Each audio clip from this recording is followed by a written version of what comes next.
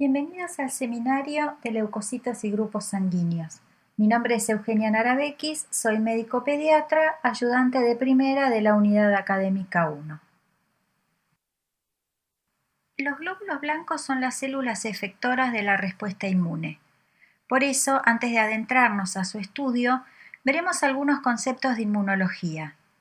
Vivimos rodeados de distintos microorganismos, hongos, bacterias. Algunos forman parte de nuestra microbiota normal, por ejemplo la flora intestinal, pero otros tienen un potencial patógeno y requieren que nuestro organismo tenga un sistema de defensa.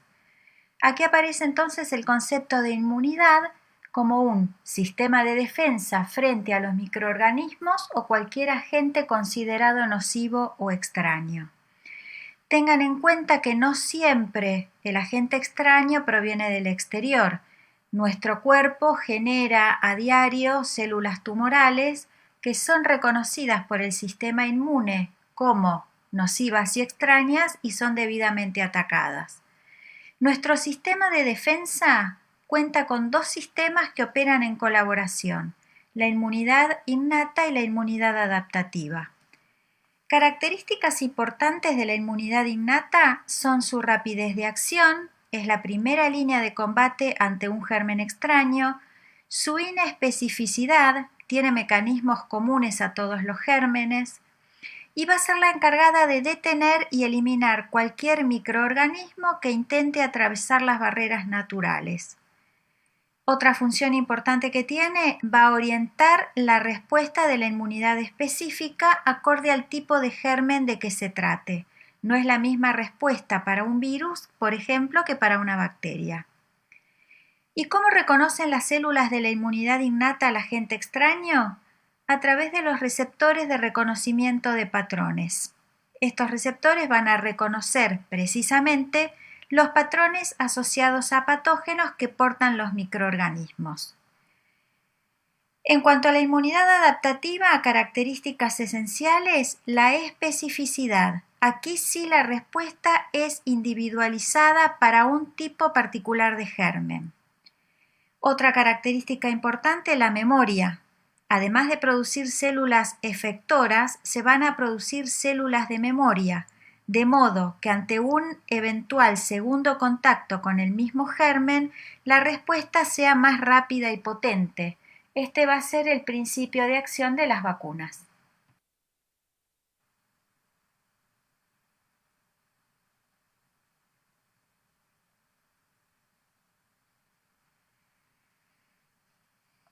Elementos de la inmunidad innata.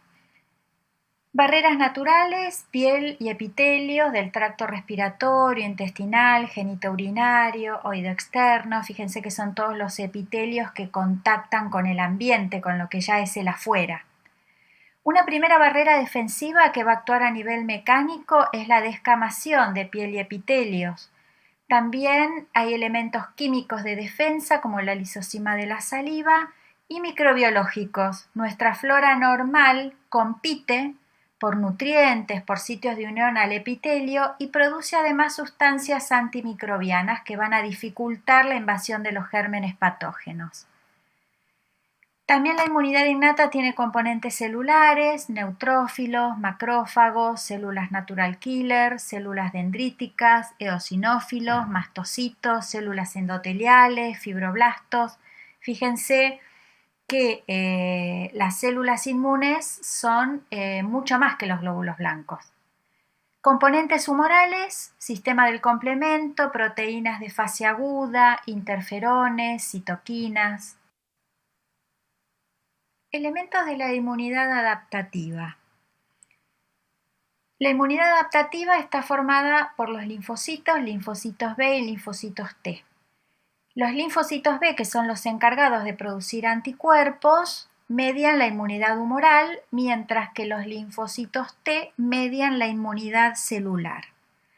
Así como las células de la inmunidad innata reconocían a los agentes extraños por su receptor de reconocimientos de patrones, así la inmunidad adaptativa reconoce a los agentes extraños, de ahora en más antígenos, a través de secuencias que se repiten en su conformación.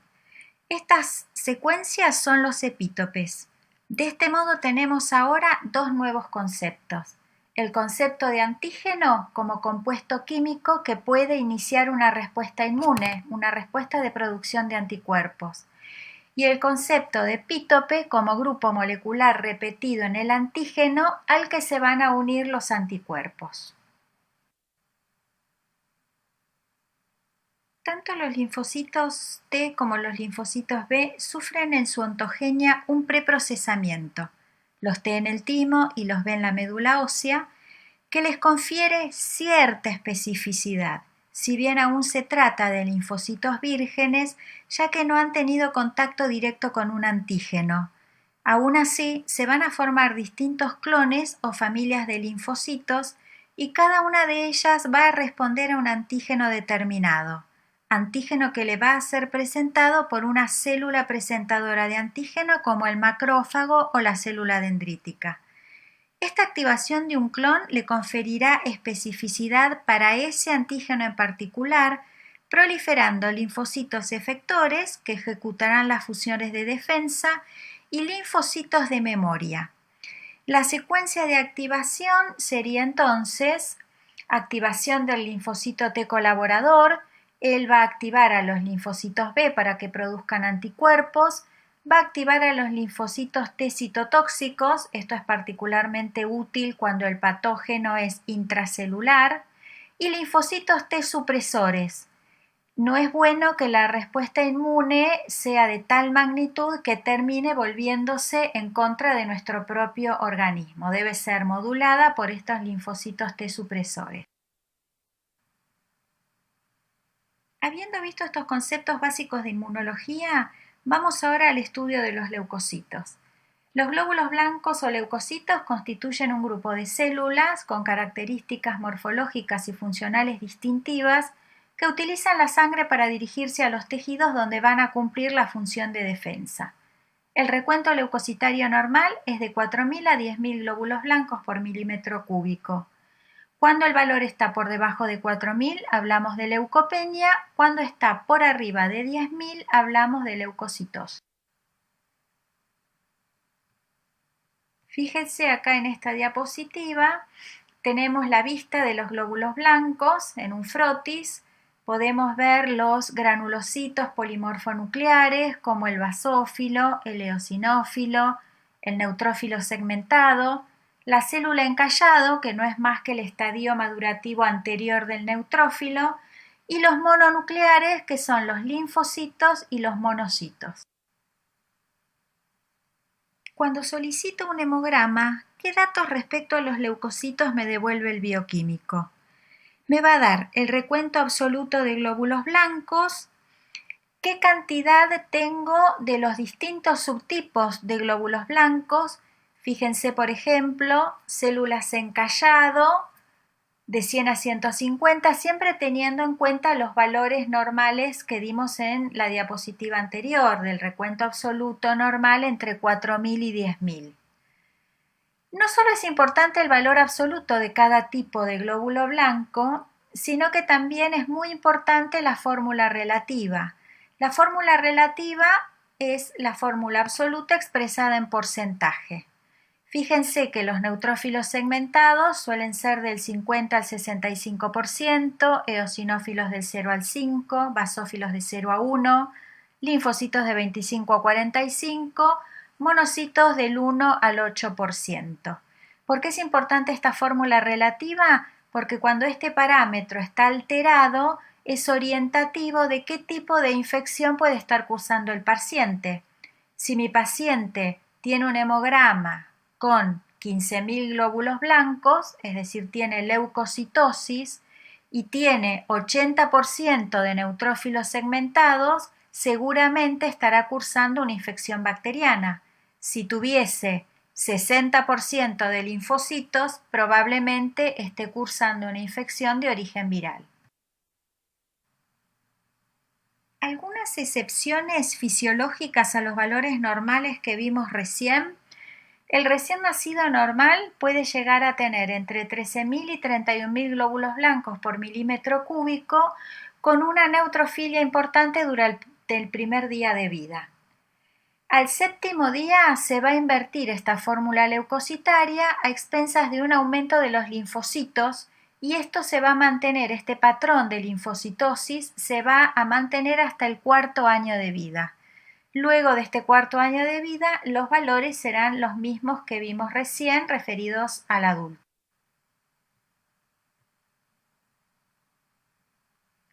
Un término muy usado en la práctica médica para describir el perfil del recuento leucocitario es el término de desviación a la izquierda.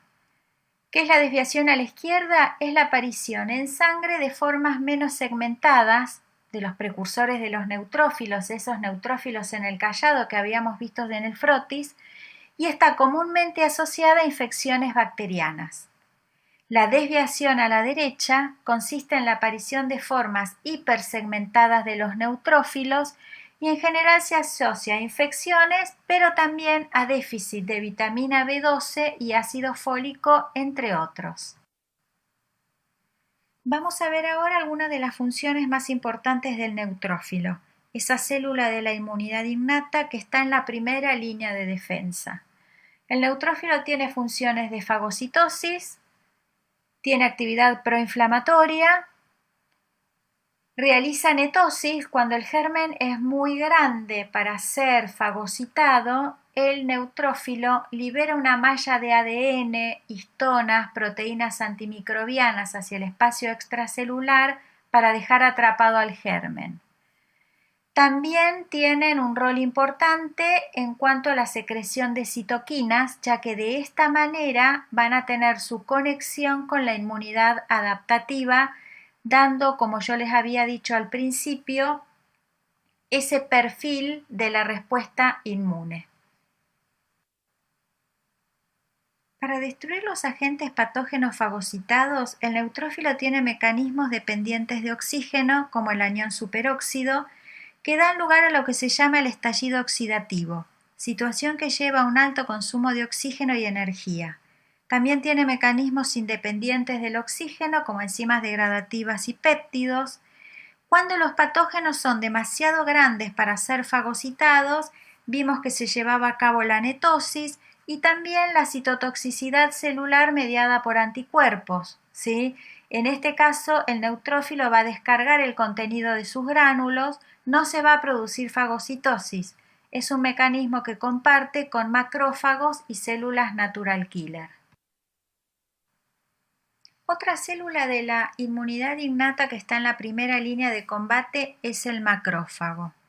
Los macrófagos tienen una función fagocítica importante que va a presentar algunas diferencias con respecto a la función fagocítica de los neutrófilos, ya que, por ejemplo, los macrófagos no siempre necesitan un gradiente quimiotáctico para llegar hasta el germen, sino que el germen puede llegarles a ello directamente por vía hemática. Además, los macrófagos fagocitan eritrocitos, células muertas en el foco inflamatorio, detritus celulares, partículas de polvo como en el pulmón. Son activados por interferón gamma y lipopolisacáridos bacterianos y tienen actividad tumoricida y secretoria. Además, vieron ustedes en los seminarios anteriores de hematopoiesis y de glóbulos rojos que también tienen funciones de almacenamiento de ferritina y hemosiderina, también pueden almacenar lípidos, forman parte de ese microambiente medular hematopoyético, son células presentadoras de antígenos y tienen además función tumoricida. Entonces, ¿qué sucede cuando un microorganismo atraviesa las barreras naturales, por ejemplo, la piel? Es detectado por los macrófagos tisulares de esa región y las células dendríticas. Estas células liberan distintas sustancias al medio que, junto con la presencia del germen, establecerán un gradiente quimiotáctico para reclutar neutrófilos y monocitos y otros macrófagos en ese sitio. Entonces, ¿qué es la quimiotaxis? Es la migración celular a través de un gradiente de concentración que se incrementa hacia el sitio de producción, foco infeccioso o inflamatorio.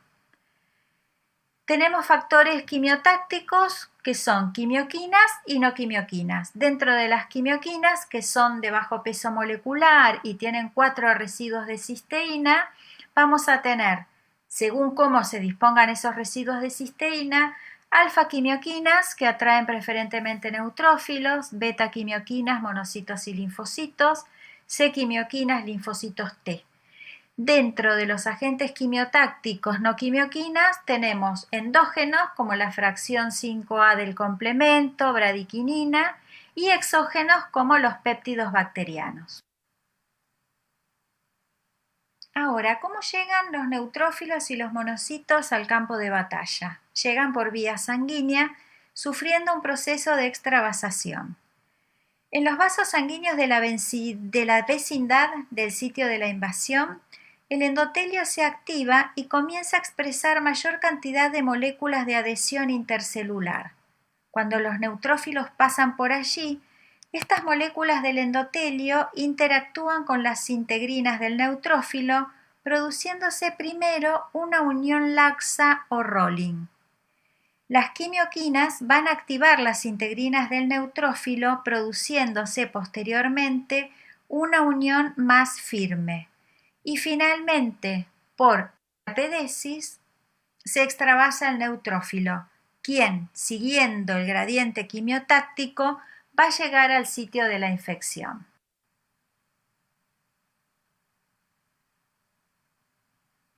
En ese campo de batalla se va a producir el fenómeno inflamatorio. ¿Cuál es la finalidad de la inflamación? Aislar, destruir al agente dañino y reparar el tejido u órgano dañado. ¿Qué factores van a producir inflamación? Vasodilatación con incremento del flujo sanguíneo local gracias a la histamina y el óxido nítrico. Va a aumentar la permeabilidad de los capilares, por ende vamos a tener extravasación de líquido hacia el intersticio. Se va a dar un fenómeno de coagulación también del líquido intersticial en esa zona con el fin de retrasar la diseminación de las bacterias y sus productos tóxicos, y va a tener lugar obviamente la migración de granulocitos y monocitos al tejido lesionado. Clínicamente, la inflamación se traduce en la llamada tetrada de Celso, que está compuesta por dolor por liberación de sustancias tales como las prostaglandinas que sensibilizan las terminales nerviosas libres, tumoración o edema por aumento del líquido intersticial, aumento de la temperatura local, es decir, calor por vasodilatación e incremento del consumo local de oxígeno. Acuérdense que habíamos hablado del estallido oxidativo del neutrófilo, rubor, eritema o enrojecimiento debido al aumento del flujo sanguíneo local. Dijimos al principio que los linfocitos B formaban parte de la respuesta humoral de la inmunidad adaptativa. Su función es la producción de anticuerpos o inmunoglobulinas que van por distintos procesos que verán ustedes bien en detalle en la cursada de inmunología el año que viene, van a eliminar al germen. Conceptos importantes que sí debemos tener ahora con respecto a las inmunoglobulinas. La inmunoglobulina G representa un anticuerpo de memoria y atraviesa la placenta. La inmunoglobulina A se encuentra presente sobre todo en mucosas, saliva, mucus intestinal, mucus de la vía respiratoria. La inmunoglobulina M es un anticuerpo marcador de infección aguda presente y no atraviesa la placenta. Y la inmunoglobulina E predomina en epitelios y se relaciona con las infecciones parasitarias y las alergias. Aquí podemos ver una inmunoglobulina con sus 2 cadenas pesadas, sus cadenas livianas, la porción constante, la porción variable, que es la porción de unión al antígeno. Y a la derecha vemos cómo pueden actuar, por ejemplo, uniendo varios antígenos y aglutinándolos, con lo cual disminuyen su poder patógeno. Algunas palabras respecto a la respuesta inmune primaria y secundaria. La respuesta inmune primaria se da ante una primera exposición a un germen, por ejemplo el virus de la varicela. A los días del contacto ya se ve un aumento de la inmunoglobulina M y posteriormente de la inmunoglobulina G. Con la evolución del cuadro, la inmunoglobulina M baja, sus niveles prácticamente desaparece, pero quedan ciertos niveles dosables de inmunoglobulina G. En la respuesta inmune secundaria, ante un nuevo contacto con este mismo virus de la varicela, la IgG aumenta mucho más rápido sus niveles. Es lo que vimos al principio referido a la memoria de la inmunidad adaptativa y base del funcionamiento de las vacunas.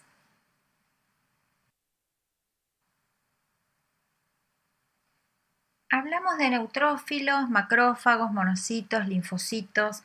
Ahora una breve exposición respecto a las funciones del eosinófilo. El eosinófilo forma parte de la defensa contra infecciones parasitarias, particularmente helmintos, es decir, gusanitos. Participa también en las enfermedades alérgicas, respiratorias y cutáneas. Son fagocitos muy débiles, podríamos considerarlos irrelevantes. Tienen quimiotácticos específicos que los atraen hacia los tejidos, producen distintas sustancias.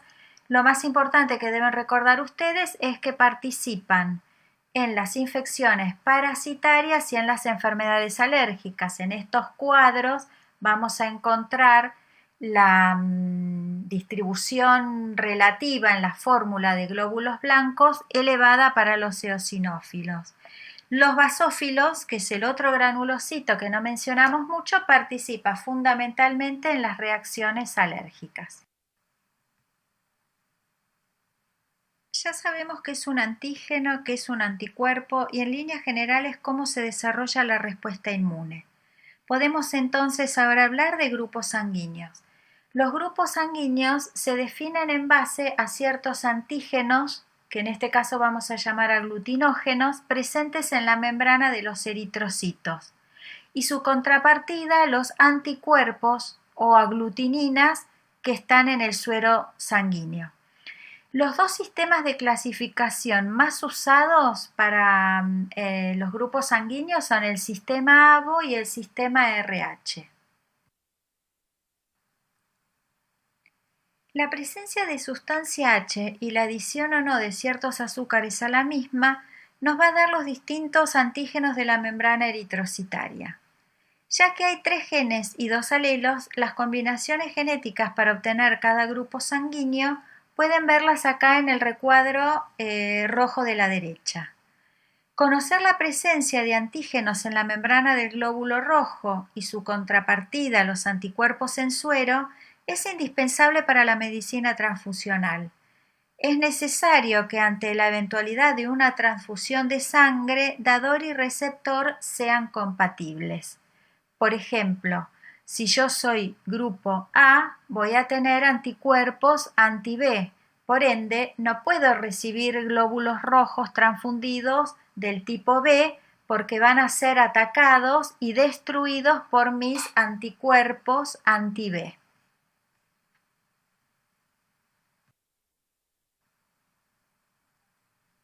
Así es como se ve el testeo para la determinación del grupo sanguíneo. Enfrento una gota de sangre del paciente con suero que contiene anticuerpos, por ejemplo, anti-A.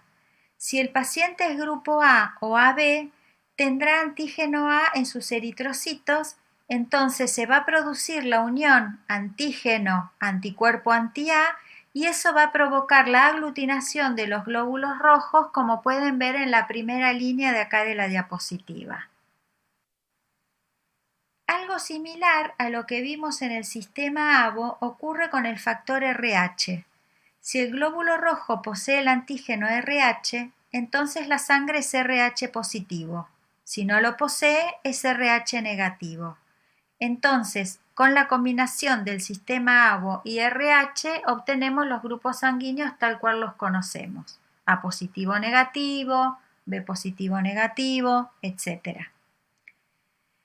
Una diferencia importante entre el sistema ABO y RH es que el sistema ABO tiene anticuerpos naturales, es decir, los anticuerpos anti-A, por ejemplo, ya están presentes desde la infancia, pero en el sistema RH, para que existan anticuerpos anti-RH, un RH negativo debe haber sido expuesto o sensibilizado al antígeno RH. Otra diferencia importante es que los anticuerpos del sistema ABO suelen ser inmunoglobulina M, mientras que los del sistema RH suelen ser de tipo inmunoglobulina G, que recuerden, atraviesan la placenta. Por último, vamos a hablar de la prueba de Coombs. Esta prueba sirve para detectar ya sea antígenos o anticuerpos. Vamos a ver cómo. La prueba de Coombs directa la utilizo para confirmar la presencia de anticuerpos unidos a antígenos en el glóbulo rojo. Por ejemplo, sospecho que un paciente mío puede estar sufriendo una destrucción de sus glóbulos rojos por un mecanismo inmune. Con la prueba de Coombs directa puedo poner en evidencia la existencia de anticuerpos fijados a la membrana del glóbulo rojo. ¿Cómo? Tomo la sangre de mi paciente y la expongo al suero de Coombs. El suero de Coombs simplemente contiene anticuerpos antiinmunoglobulina humana, obtenidos del conejo. Si los glóbulos rojos de mi paciente tienen anticuerpos adheridos a su membrana, los anticuerpos antiinmunoglobulina humana del suero de Coombs se van a adherir a ellos produciendo una aglutinación que yo voy a poder observar. En la prueba de Coombs indirecta voy a buscar anticuerpos libres en suero. Vamos a suponer, el paciente A va a ser transfundido con glóbulos rojos y B va a ser el donante. Obtengo suero de A y le agrego los glóbulos rojos de B.